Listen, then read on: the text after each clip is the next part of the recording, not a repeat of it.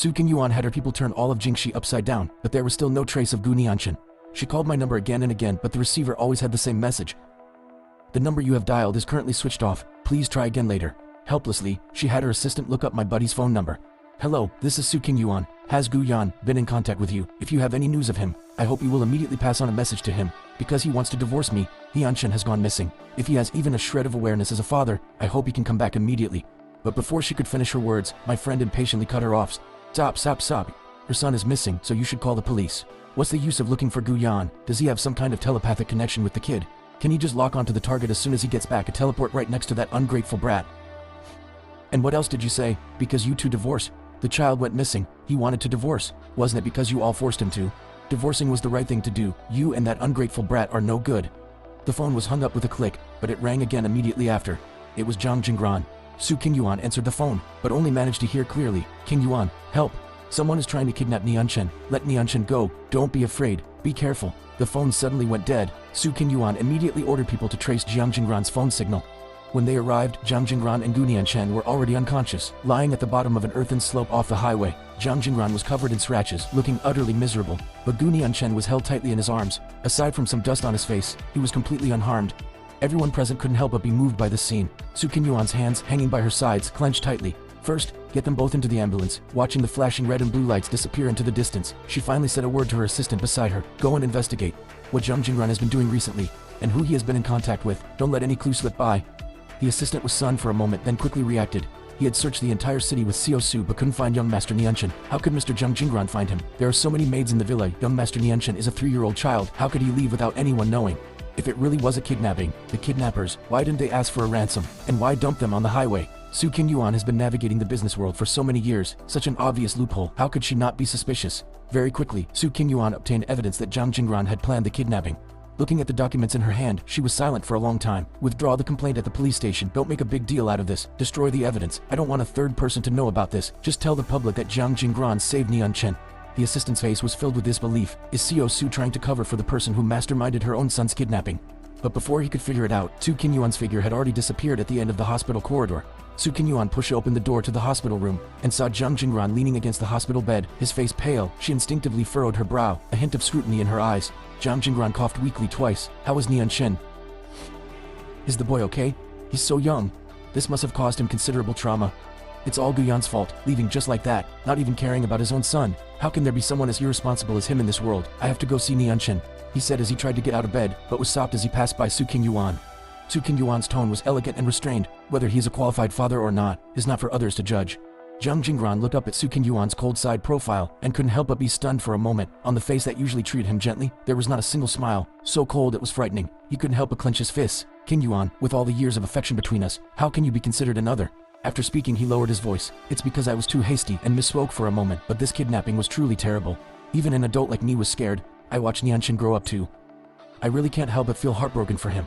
Su Qingyuan's hands hanging by her side tightened slightly, her gaze towards Zhang Jinggran filled with coldness. If you really felt it was terrible and frightening, why did you hire someone to kidnap Nianshan to stage this self-directed play? Zhang Jinggran's pale face instantly stiffened. Innocently. Qingyuan, what are you talking about? Su Qingyuan didn't explain, only a flicker of complexity and disappointment in her eyes as she looked at him. The evidence, I've already helped you destroy it. From now on, don't appear in front of Nianshan again. I will send you abroad, and I will also arrange for your future life. Don't come back. After saying that, she turned to leave, but Zhang Jinggran rushed forward and hugged her waist tightly. Qingyuan, don't send me away. If there's anything I did wrong, it can change.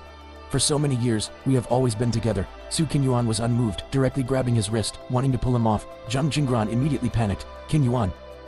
Why, exactly? I admit I was a bit hasty this time. I just want to marry the person I love. What did I do wrong? I don't care that Nianshan is someone else's child. I will definitely treat him well in the future. But Su Qingyuan pushed him away. In her cold eyes was a look of doubt. I don't understand. Shouldn't the person you love be my deceased sister? The person I love has always been you. For so many years, you've been the one by my side, caring for me, loving me, my birthday. You remember it better than I do, and you're always there when I call. You treat me better than you treat your own husband. Could it be that you don't love me? With a snap, some nerve in her head suddenly broke. Su Qingyuan let go of Zhang Jinggran's hand and took a step back. I take care of you only to fulfill my sister's dying wish. I have no romantic feelings for you, and I certainly will not marry you. The private jet to go abroad will be ready today. You should leave quickly. After speaking, Su Qingyuan left the hospital room without looking back. Meanwhile, I, far away in Finland, knew nothing about any of this. I had obtained a residence permit in Finland, enrolled in a local university, planning to fulfill my unfinished dream, to strive to become a diplomatic interpreter. Before the school year started, I used the savings I had accumulated over the years to buy a small house. I heard you can see the aurora borealis here in the winter. I am very much looking forward to a life of my own, which helps me have better control over my life. I taught myself Finnish, and at the same time, chose to learn German, Japanese, and Spanish. In my second year of university, I successfully enrolled in a special training program for international students. In my busy life of studying and working, I rarely thought about the past. My marriage to Soo King-yuan seemed to have become a distant past. Here, I am just me, a completely independent person. In my 5th year in Finland, I successfully started working at the embassy in Finland, becoming a diplomatic interpreter. But I didn't know that 6 years had passed, and Soo King-yuan had never stopped looking for me. A subordinate. The assistant from the CEO's office of the Soo Corporation had a joyful expression on her face. CEO Soo, we have news about Mr. Gu. He is at the embassy in Finland. Soo King-yuan shot up from her seat, a rare glimmer of joy appearing on her face. The assistant couldn't help but be astonished, her eyes wide open. She hadn't seen CEO Soo smile in 6 years, ever since Mr. Gu divorced her. Even when she successfully negotiated a multi-billion-dollar contract, he had never smiled like that. Soo King-yuan stood up, intending to go out, but she turned back as soon as she reached the door. I need his current detailed file. Get it done immediately. Waves of joy surged in her chest. Soo King-yuan couldn't help but curve her lips into a smile. Her gaze fell upon the family photo of 3 on her desk, as her fingers lovingly traced over my gentle face. I will definitely clear up the misunderstanding between us, and have you come back to my side. I never took the initiative to find out about Soo King-yuan and Gu Nianshan, about their current lives. As I see it, they probably got what they wished for, getting the husband and father they were satisfied with. I was busy every day attending meetings for various countries, translating documents. Life was busy but fulfilling. Until one day, my leader brought a new energy project proposal in Chinese to me. Gu-yan, you are the most capable person in our department. This proposal is highly valued by the National Trade Promotion Bureau of Finland. I hope you can complete the translation work as soon as possible. I looked at the project file, which was a meter high, and smiled openly and frankly. Rest assured, sir, I guarantee I will complete the mission. But when I opened this project file, I discovered that it was a proposal from the Soo Corporation. Soo King-yuan. That familiar figure reappeared in my mind. I shook my head, took a deep breath, and comforted myself. The Soo Corporation's projects span the globe. It's very normal for her to want to launch a new project in Finland. It must be just a coincidence. After several sleepless nights, I brought the translated project proposal and knocked on my leader's office door. The leader flipped through a few pages, nodding repeatedly. You truly live up to the reputation of someone who even the high-level officials praised during their inspection visit. Your work ethic is truly extraordinary. Having worked with my leader for 2 years, I understand his personality. Once he starts praising someone, it definitely means there's a difficult task ahead. But who doesn't like to hear nice things? Most of my colleagues in the department have been praised by him, praised until they were tricked onto a pirate ship. Sir, don't beat around the bush. If there's a work assignment, just assign it directly. A few more compliments, and my tail will be wagging up to the sky. The Soo Corporation from our home country will be coming to Finland for a site survey. The Finnish side also places great importance on this, hoping that my diplomatic interpretation worked this time. I've already signed you up. We can just have work every day. Life must also be balanced. I remember you're still single, right? I heard the representative of the Soo Corporation is young and talented. Take this opportunity for you two to get to know each other a little. My heart skipped a beat. Soo Corporation. Could it be Soo King-yuan? Probably not. How could it be such a coincidence? When the representative of the Soo Corporation arrived in Finland, my leader took me to the airport to greet them. Gu-yan, the Finnish side has prepared a dinner for the Soo Corporation's representative. The atmosphere won't be too formal, so you can relax a bit when you're interpreting. No need to be too tense. I'll introduce the representative of the Soo Corporation to you later. Just as he finished speaking, I saw my leader waving at someone behind me. CEO Soo over here. My leader pulled my hand and walked up to Soo King-yuan. I was still stunned, unable to process it. 6 years had passed. It seemed time had left no trace on her. She was still as quiet as before, till my leader gave me a push forward and introduced me with a smile. CEO Soo, let me introduce you. This is from our embassy in Finland. He will be the accompanying interpreter for your trip this time. Don't be fooled by our Gu-yan's youth and good looks. He is fluent in 5 languages. The Soo King-yuan in front of me stared at me without blinking, her eyes full of scrutiny and a hint of an unspoken emotion. I smiled and extended my hand, my attitude polite and distant. CEO Soo, a pleasure. She stared at me for a few seconds, an indescribable emotion in her eyes for a long time before she extended her hand to shake mine. Encountering Soo King-yuan was already unexpected. I just wanted to get it over with quickly and pull my hand away, but she held it tightly and wouldn't let go. I tried twice. I couldn't help but frown, and my tone deepened. CEO Soo, what is the meaning of this? My leader beside us looked at her, then at me, seemingly realizing the atmosphere was not right and hastily tried to smooth things over. Interpreter Gus' handsome looks and unique aura always move people. It seems CEO Soo is no exception. Soo King-yuan's eyes darkened. She let go of my hand and rarely, her lips curved into a stiff smile. Indeed, she said nothing more. Said, just as I wished, she let go. The dinner party quickly began. I didn't let her get to me. So what if it's just a brief interaction? She couldn't have come here for me anyway.